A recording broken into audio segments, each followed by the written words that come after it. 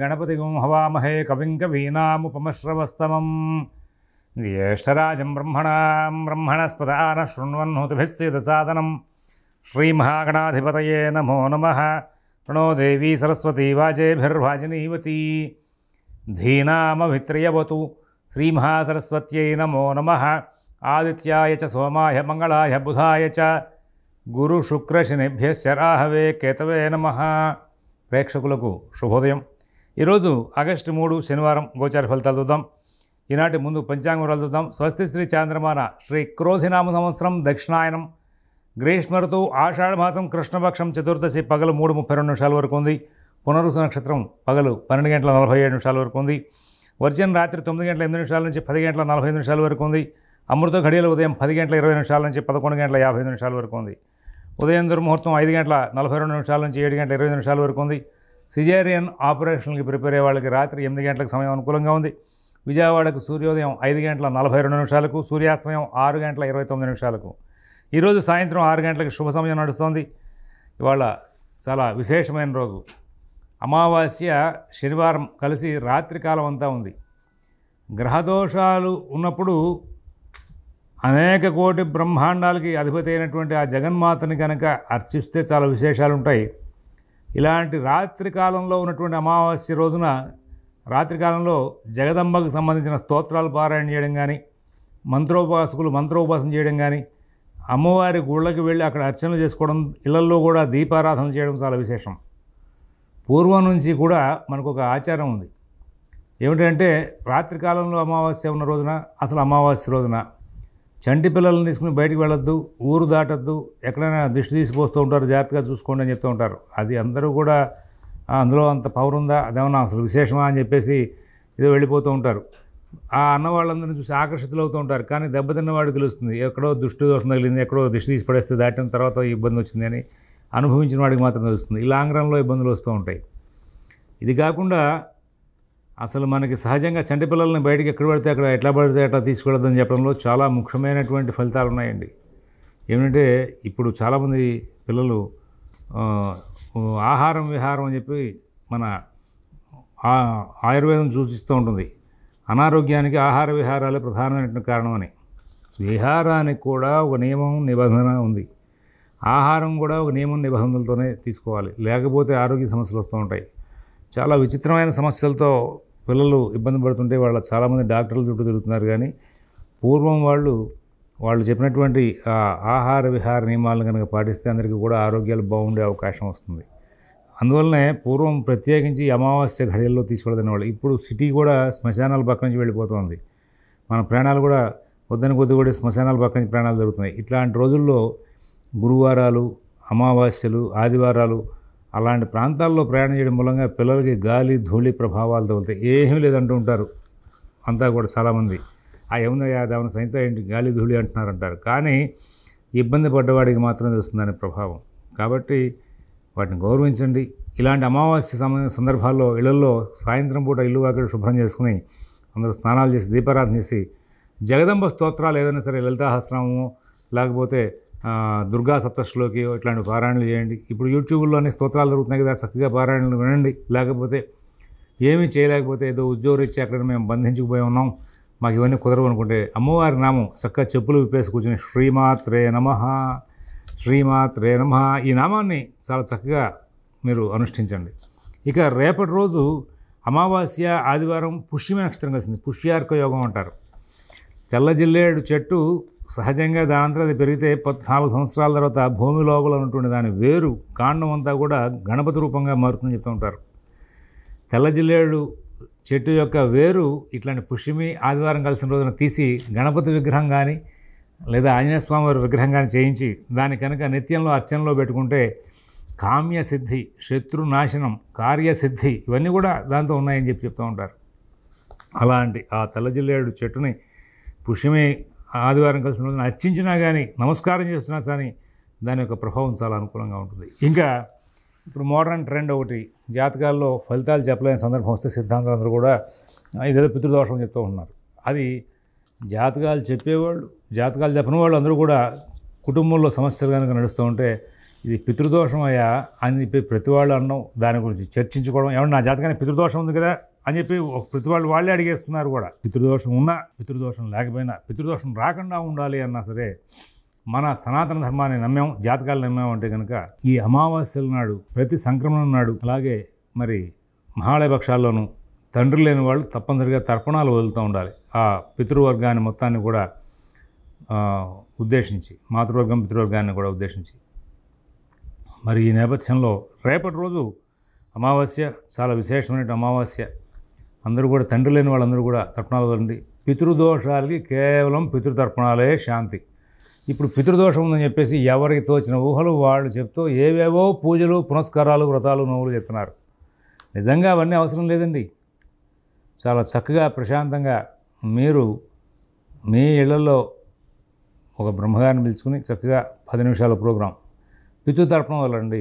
నువ్వులు, దర్భలు, ఖర్చు కూడా పెద్దగా లేదు. దాని మూలంగా నిజంగా మీకు పితృదోషాల మూలంగా జాతకంలో దోషాలు కనుక ఉంటే పోతాయి. మీ జాతకంలో ఉన్న పితృదోషానికి మీకు కనుక తండ్రి ఉంటే మీరు వదలకూడదు కాబట్టి మీ తండ్రి గారికి కనుక తండ్రి లేకపోతే ఆయన చేత వదిలిచ్చే ఏర్పాటు. లేదు తాతగారు కనుక బతికే ఉంటే ఆ తాతగారి తండ్రి కనుక లేకపోతే ఆయన చేతైనా అమావాస్య నాడు, సంక్రమణాలు ఇవి తప్పనిసరిగా కార్యక్రమాలు చేయించి ఏర్పాటు చేయండి. పితృదోషాలు పోతాయి. ఇక మనం ఇవాళ ఉన్నటువంటి గ్రహచారాన్ని చూసి దాని ఆధారంగా 12 రాశుల యొక్క గోచర ఫలితాలు చూద్దాం. శని కుంభంలో ఉన్నారు, రాహు మీనంలో ఉన్నారు, గురువు కుజుడితో కలిసి వృషభంలో ఉన్నారు, రవిచంద్రులు కర్కాటకంలో ఉన్నారు, బుధ శుక్రులు సింహంలో ఉన్నారు, కేతు కన్యలో ఉన్నారు. ఇవది ఈనాటి గ్రహచారం. ఇప్పుడు మనం ఒక్కసారి భగవన్నామం చేసి ముందుకు వెళ్దాం. ఓం శివరామ గోవింద నారాయణ మహాదేవ, ఓం శివరామ గోవింద నారాయణ మహాదేవ, ఓం శివరామ గోవింద నారాయణ మహాదేవ. మేషరాశి.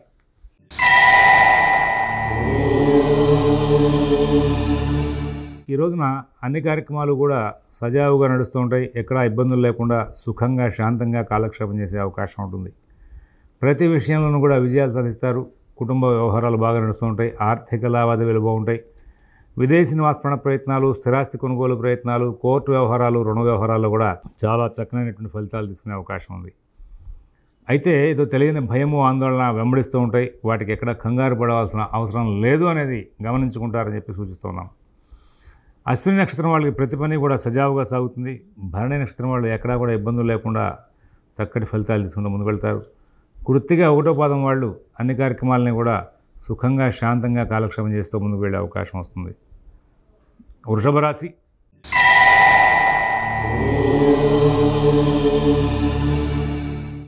అన్ని కార్యక్రమాల్లోనూ కూడా మీకు ధనం సంబంధించినటువంటి వెసులుబాటు బాగా చేకూరుతూ ఉంటుంది. మంచి బుద్ధి కుశలత వస్తూ ఉంటుంది. ప్రతి పని కూడా చాలా కూలంకషంగా పరిశీలించి నిర్ణయాలు చేస్తూ ఉంటారు. విజయాలు సాధించే ప్రయత్నంలో ముందుకు వెళ్తారు. అభివృద్ధి పదంలో ముందుకు వెళ్తారు. ఎక్కడా కూడా సమస్యలు లేకుండా కాలక్షేపం జరుగుతుంది. అందరూ బాగా సహకారం చేస్తారు. ఆఫీసులోనూ ఒక పక్కన మీకు వర్కర్స్ బాగా సహకరిస్తారు. కుటుంబంలో, ఇంట్లో కూడా వర్క్ చేసేవాళ్ళు మీకు బాగా సహకారం చేస్తారు. తద్వారా మీరు చాలా విజయ పరంపర సాగించే అవకాశం వస్తుంది. భవిష్యత్ ప్రణాళికల గురించి చర్చలు చేసే అవకాశం వస్తుంది. ఇక్కడ కృతిగా 2, 3, 4 పాదాల వాళ్ళకి ధైర్యయుక్తమైన బుద్ధిని ప్రదర్శించి కార్యక్రమాలు విజయం చేసుకునే అవకాశం వస్తుంది. రోహిణి నక్షత్రం వాళ్ళకి ఆర్థిక లావాదేవీలు, కుటుంబ సభ్యుల యొక్క ప్రోత్సాహం అనేవి బాగుంటాయి. మృగశిర 1, 2 పాదాల వాళ్ళకి ఎక్కడ ఇబ్బందులు లేకుండా సుఖశాంతులతో కాలక్షేపం చేస్తూ లాభదాయకమైన ఫలితాలు తీసుకుంటూ ముందుకు వెళ్ళే అవకాశం వస్తుంది. మిథున రాశి.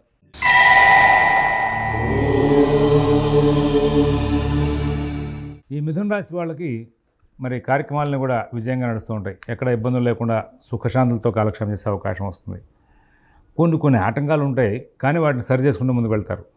ఆర్థిక విషయంలో డబ్బులు అవసరానికి తగ్గట్టుగా సమయానికి అందవు, కానీ మొత్తానికి ఏదో విధంగా అడ్జస్ట్ చేసి పనులు పూర్తి చేస్తారు.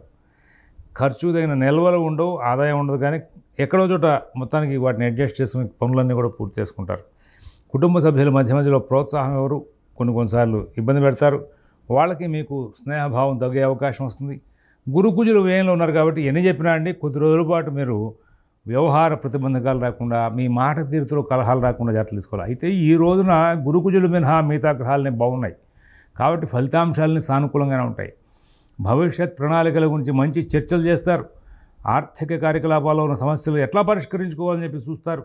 కుటుంబ సమస్యల పరిష్కారాల గురించి చర్చలు చేస్తారు. శుభకార్య పుణ్యకార్యాల మీద కూడా మంచి దృష్టిని కేంద్రీకరించే అవకాశాలు బాగా కనబడుతూ ఉన్నాయి.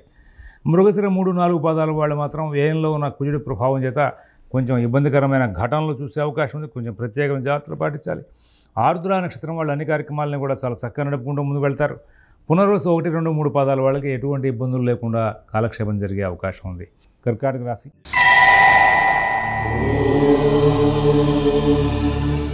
చాలా జాగ్రత్తగా ఉండవలసిన కాలం. అంతా బాగుంటుంది. ఎప్పుడు సమస్య వస్తుందో తెలియని పరిస్థితిగా నడుస్తూ ఉంటుంది.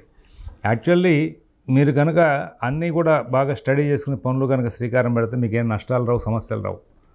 మీరు కనుక తొందరపాటు నిర్ణయాలు చేస్తే ఇబ్బందికరమైన ఘటనలు వచ్చే అవకాశం ఉంది. మరి కుటుంబ వ్యవహారాల్లో కూడా మీరు ప్రత్యేకమైన శ్రద్ధ జాగ్రత్త కనపరచాలి. బుధ, శుక్ర, గురువు అందరూ బాగున్నారు కాబట్టి తెలివిగా ధైర్యంగా సమస్యలను పరిష్కరించుకుంటూ ముందుకు వెళ్ళే అవకాశం వస్తుంది. పునరుసు 4వ పాదం వాళ్ళకి కుటుంబ సభ్యుల యొక్క ప్రోత్సాహం చాలా బాగుంటుంది. పుష్యమి నక్షత్రం వాళ్ళకి ఉద్యోగ వ్యాపార విషయాల్లో సమస్యలు రావడం, వాటిని సరి చేసుకుంటూ ముందుకు వెళ్ళడం కూడా జరుగుతుంది. గత సమస్యలకు కూడా ఇప్పుడే పరిష్కార మార్గాలు దొరికే అవకాశం వస్తుంది. ఆశ్లేష నక్షత్రం వాళ్ళు చాలా అభివృద్ధి పదంలో ప్రయాణం చేస్తూ ముందుకు వెళ్ళే అవకాశం ఉంది. సింహరాశి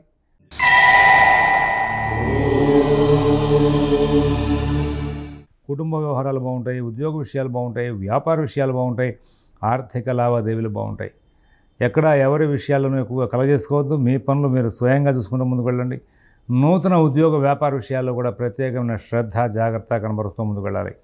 విదేశీ నివాస ప్రయత్నాలు, స్థిరాస్తి కొనుగోలు ప్రయత్నాలు, కోర్టు వ్యవహారాలు, రుణ వ్యవహారాల్లో మీరు తీసుకునే జాగ్రత్తలను బట్టి మీకు చాలా మంచి ఫలితాలు వచ్చే అవకాశం వస్తుంది. ఇక్కడ సింహరాశి వాళ్ళకి సంబంధించి మరి మఘా నక్షత్రం వాళ్ళు ఈ రోజున అన్ని కార్యక్రమాల్లోనూ కూడా చురుగ్గా పాల్గొనే అవకాశం వస్తుంది. పుబ్బా నక్షత్రం వాళ్ళు కుటుంబ వ్యవహారాల్లో కొంచెం చికాకులు పడే అవకాశం వస్తుంది, కానీ తెలివిగా మళ్ళీ వాటిని సరి చేసుకునే అవకాశం వస్తుంది. ఉత్తరా నక్షత్రం 1వ పాదం వాళ్ళకి ఎటువంటి ఇబ్బందులు లేకుండా కాలక్షేపం జరిగే అవకాశం వస్తుంది. ఈ సింహరాశి వాళ్ళకి ఒక చిన్న విశేషం ఏంటంటే రవి చంద్రులిద్దరూ వ్యయంలో ఉన్న కారణంగా సమస్యలు రావడం జరుగుతుంది. అయితే బుధ శుక్రులు ఇద్దరు కూడా జన్మంలో ఉన్నారు. పనులు మీరు కనుక వెంబడించి పనులు పూర్తి చేసుకోవాలి అనే ఉద్దేశంతో ఈ సింహరాశి వాళ్ళు కనుక ప్రయాణం చేస్తే ఈ రోజున అన్నీ కూడా సానుకూల ఫలితాలే వస్తూ ఉంటాయి. ఎక్కడైతే మీరు కొంచెం ఇబ్బందికరంగా ఆలోచనలో పడతారో, ఎక్కడైతే మీరు కొంచెం అతి ధోరణితో వ్యవహరిస్తారో అక్కడే ఇబ్బంది పడే అవకాశం వస్తుంది. సహజంగా మీరు తీసుకునే జాగ్రత్తలను బట్టి మీకు మంచి ఫలితాలు ఉంటాయి. వ్యయంలో రవిచంద్రులు బుద్ధి కుశలతను పాడు చేస్తారు. ఎక్కడ ఎప్పుడు ఎట్లా ఉండాలి, ఎలా ప్రవర్తించాలనే విషయంలో ఈ రవిచంద్రుల యొక్క ప్రభావం మీ మీద బాగా పనిచేస్తూ ఉంటుంది. దాని ద్వారా ఈ సింహరాశి వాళ్ళు కొన్ని కార్యక్రమాల్లో ఇబ్బందులు పడే అవకాశం వస్తుంది. జాగ్రత్తలు కనుక పాటిస్తే అన్ని సమస్యల్ని కూడా పరిష్కరించుకుంటూ ముందుకు వెళ్ళే అవకాశాలు బాగా కనబడుతూ ఉన్నాయి. తదుపరి కన్యారాశి.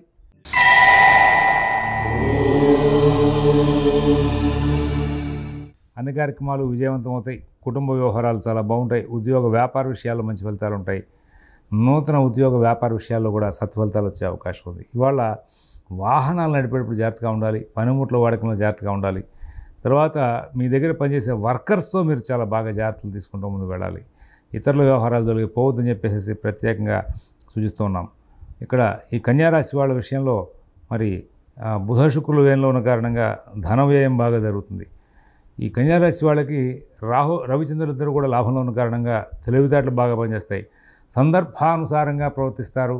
ప్రతి పనిని కూడా సానుకూలం చేసుకుంటూ ముందుకు వెళ్ళే అవకాశం వస్తుంది. ఎన్నో లాభాలు తీసుకుంటారు. నూతన ఉద్యోగ వ్యాపార విషయాలు, ఆర్థిక ఆరోగ్య విషయాలు, విదేశీ నివాస ప్రయత్నాలు, స్థిరాస్తి కొనుగోలు ప్రయత్నాలు, కోర్టు వ్యవహారాలు, రుణ వ్యవహారాలు కూడా చాలా చక్కనైనటువంటి జాగ్రత్తలు తీసుకుంటూ ముందుకు వెళ్ళే అవకాశం బాగా కనబడుతూ ఉంది. తర్వాత 2, 3, 4 పాదాల వాళ్ళకి ఉద్యోగ వ్యాపార విషయాల్లో మంచి ఫలితాలు ఉంటాయి. హస్త నక్షత్రం వాళ్ళు అన్ని కార్యక్రమాలను కూడా సానుకూలం చేసుకుంటూ ముందుకు వెళ్తారు. చిత్త 1, 2 పాదాల వాళ్ళకి ఎటువంటి ఇబ్బందులు లేకుండా సుఖశాంతులతో కాలక్షేపం చేసే అవకాశం బాగా కనబడుతూ ఉంది. తులారాశి.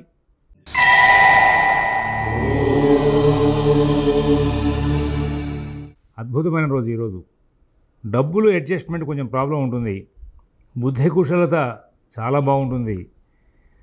చాలా తెలివిగా ప్రవర్తిస్తారు. అందరితోనూ స్నేహాన్ని పెంచుకుంటారు. ఇవాళ సమస్యలను పరిష్కరించుకోవడంలో మీరు సక్సెస్ అవుతారు. ప్రతి కార్యక్రమాన్ని విజయవంతం చేసుకుంటారు. అన్ని వ్యవహారాలని కూడా సానుకూలం చేసుకుంటూ ముందుకు వెళ్ళే అవకాశం ఉంది. విదేశీ నివాస ప్రయత్నాలు, స్థిరాస్తి కొనుగోలు ప్రయత్నాలు, కోర్టు వ్యవహారాలు, రుణ వ్యవహారాలు కూడా చాలా చక్కనైనటువంటి ఫలితాంశాలు తీసుకుంటారు. ఒక మాటలో చెప్పాలంటే మీకు చాలా మంచి రోజుగానే ఇక్కడ పరిగణన చేయాలి. విదేశీ నివాస ప్రయత్నాలు, స్థిరాస్తి కొనుగోలు ప్రయత్నాలు, కోర్టు వ్యవహారాలు, రుణ వ్యవహారాల్లో మీకు చాలా మంచి పరిణామాలు వచ్చే అవకాశం ఉంది. అన్ని కార్యక్రమాలను కూడా చాలా చక్కగా విజయవంతం చేసుకుంటూ ముందుకు వెళ్ళి సుఖశాంతులతో కాలక్షేపం చేసే అవకాశాలు బాగా గోచరిస్తూ ఉన్నాయి. మరొక ముఖ్య విషయం, చిత్త 3-4 పాదాల వాళ్ళు కార్యక్రమాలన్నింటినీ కూడా బాగా కూలంకషంగా పరిశీలించి ముందుకు వెళ్ళాలి. స్వాతి నక్షత్రం వాళ్ళకి ఆటంకాలు వచ్చినా వాటిని సరి చేసుకుంటూ ముందుకు వెళ్ళే అవకాశం ఉంది. తర్వాత ఈ యొక్క విశాఖ 1, 2, 3 పాదాల వాళ్ళకి ఎటువంటి ఇబ్బందులు లేకుండా కాలక్షేపం జరిగే అవకాశం బాగా కనబడుతూ ఉంది. తదుపరి వృశ్చిక రాశి.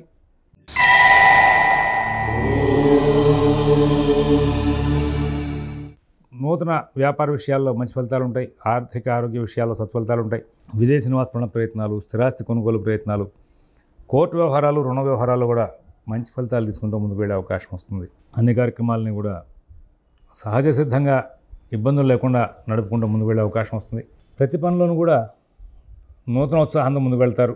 అందరూ మీకు బాగా సహకారం చేసే అవకాశం వస్తుంది. అన్ని కార్యక్రమాలు కూడా బాగా లాభదాయకంగా పూర్తయ్యే అవకాశం వస్తుంది. సంఘంలో గౌరవ మర్యాదలు పెరుగుతాయి. విశాఖ 4వ పాదం వాళ్ళకి కుటుంబ అవసరాలను కూడా బాగా తీరుతూ ఉంటాయి. అనురాధ నక్షత్రం వాళ్ళ ప్రతి పనిని కూడా విజయవంతంగా సానుకూలం చేసుకుంటారు. జ్యేష్ఠ నక్షత్రం వాళ్ళకి అభివృద్ధి పదంలో ముందుకు వెళ్ళే అవకాశాలు బాగా కనబడుతూ ఉన్నాయి. ధనురాశి.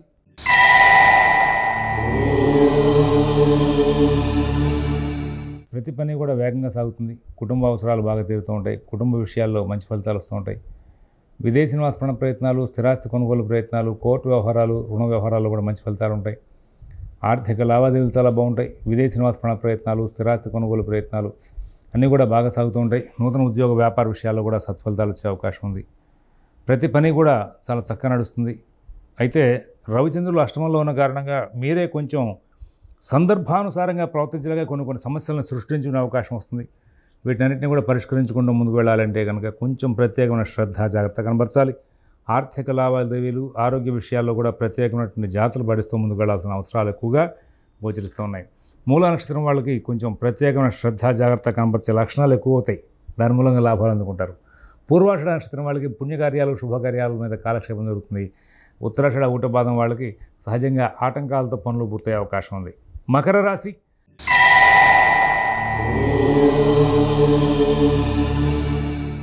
ఏ పని కూడా సవ్యంగా సాగదు. కానీ అన్ని పనులను కూడా మీరు కావాలని ప్రత్యేకమైన దృష్టిని కేంద్రీకరిస్తారు. ఉద్యోగ వ్యాపార విషయాలు, ఆర్థిక ఆరోగ్య విషయాలు చాలా జాగ్రత్తగా చూసుకుంటారు. విదేశీ నివాస ప్రయత్నాలు, స్థిరాస్తి కొనుగోలు ప్రయత్నాలు, కోర్టు వ్యవహారాలు, రుణ వ్యవహారాల్లో చాలా చక్కనైనటువంటి ఫలితాంశాలు తీసుకుంటూ ముందుకు వెళ్ళి విజయాలు సాధించే అవకాశం ఉంటుంది. ఇక్కడ ఉత్తరాషాఢ 2, 3, 4 పాదాల వాళ్ళకి ప్రతి పనిలోనూ కూడా ఆటంకాలు ఉంటాయి. శ్రవణ నక్షత్రం వాళ్ళు ఎన్నో చికాకులు పడి ముందుకు వెళ్ళే అవకాశం వస్తుంది. ధనిష్ట 1, 2 పాదాల వాళ్ళకి వాళ్ళ ప్రతి కార్యక్రమంలో కూడా కలహాలు, సమస్యలు సృష్టింపబడి తర్వాత పనులు సానుకూలమయ్యే అవకాశం వస్తుంది. కుంభరాశి.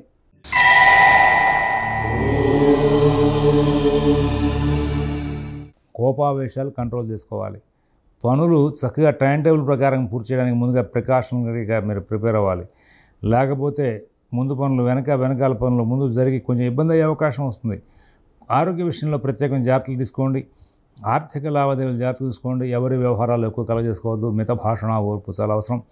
విదేశీ నివాస ప్రయత్నాలు, స్థిరాస్తి కొనుగోలు ప్రయత్నాలు, కోర్టు వ్యవహారాలు వంటివన్నీ కూడా జాగ్రత్తగా చూసుకుంటూ ముందుకు వెళ్లాల్సిన అవసరాలు ఎక్కువగా గోచరిస్తూ ఉన్నాయి. తర్వాత ధనిష్ట 3, 4 పాదాల వాళ్ళు ప్రతి పనిని కూడా బాగా ధైర్యంగా వెంబడించి పనులు చేసుకునే ప్రయత్నం చేస్తారు. విజయాలు సాధిస్తారు. శతభిష నక్షత్రం వాళ్ళకి ఆర్థిక లావాదేవీలు చాలా బాగా నడుస్తాయి.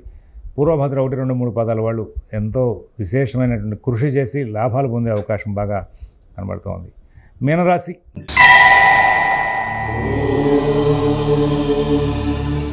దైనందిన కార్యక్రమాలు బాగుంటాయి. కుటుంబ విషయాలు బాగుంటాయి. ఉద్యోగ విషయాలు బాగుంటాయి. వ్యాపార విషయాలు బాగుంటాయి. ఆర్థిక లావాదేవీలు బాగుంటాయి. విదేశీ నివాస ప్రయత్నాలు, స్థిరాస్తి కొనుగోలు ప్రయత్నాలు, కోర్టు వ్యవహారాలు, రుణ వ్యవహారాల్లో కూడా బాగా అనుకూలమైనటువంటి ఫలితాలు వచ్చే అవకాశం ఉంది. అయితే భృగు షట్క దోషం కొన్నాళ్ళ పాటు ఉంది. కుటుంబంలోనూ సమస్యలు రాకుండా జాగ్రత్తలు తీసుకోవాలి. మాట తీరు చాలా కంట్రోల్ చేసుకోవాలి. వ్యాపార విషయంలోనూ సాంఘికంగానూ కూడా మీ యొక్క స్నేహితులతోనూ, సన్నిహితులతోనూ, పార్ట్నర్స్తోనూ సమస్యలు రాకుండా కొన్నాళ్ళు జాగ్రత్తలు తీసుకునే ముందుకు వెళ్ళాలి. అయితే జాగ్రత్తలు తీసుకునే అవకాశాలు ఉన్నాయా అని ప్రశ్నిస్తే ఉన్నాయనే చెప్పాలి. కారణం ఏంటంటే గురుబలం, కుజుడు యొక్క సంచారం, వీటి ప్రభావం చేత మీరు జాగ్రత్తలు పడే అవకాశం వస్తుంది. స్నేహితులతో కానీ ఇతరులతో కానీ ఆధారపడి ఎటువంటి కార్యక్రమాలు రాబోయే కొద్ది రోజుల పాటు చేయొద్దు. చేసి ఏదైనా ప్రమాదం వచ్చిందని చెప్పి బాధపడవద్దు. ఒకవేళ ఇతరులతో కలిసి ఏదైనా వ్యవహారం చేయాలి, ఇతరుల మీద ఆధారపడి వ్యవహారం చేయాలి, మన కొన్ని పనులు బాధ్యత ఇతరులకు వదిలిపెట్టాలి అనుకున్నప్పుడు సమస్యలు వస్తాయి. వచ్చినా భరిద్దాం అనేటువంటి భావనలోనే ముందుకు వెళ్ళండి. ఇక్కడ జన్మరాహువు దీనికి తగ్గట్టుగా భృగు షట్క దోషం అన్ని చోట్ల కూడా మానసికంగా చికాకు పడే అవకాశం, మోసపోయే లక్షణాలు ఉంటాయి. ఇది గమనించుకుని ముందుకు వెళ్తారని చెప్పి ఆశిస్తూ పూర్వభద్ర 4వ పదం వాళ్ళు ఆర్థిక లావాదేవీల్లో చాలా జాగ్రత్తలు పాటించాలి. ఉత్తరభద్ర నక్షత్రం వాళ్ళు ఉద్యోగ వ్యాపార విషయాల్లో జాగ్రత్తలు పాటించాలి.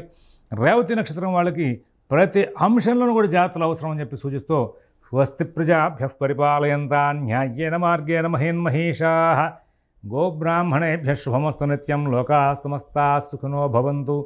ఓం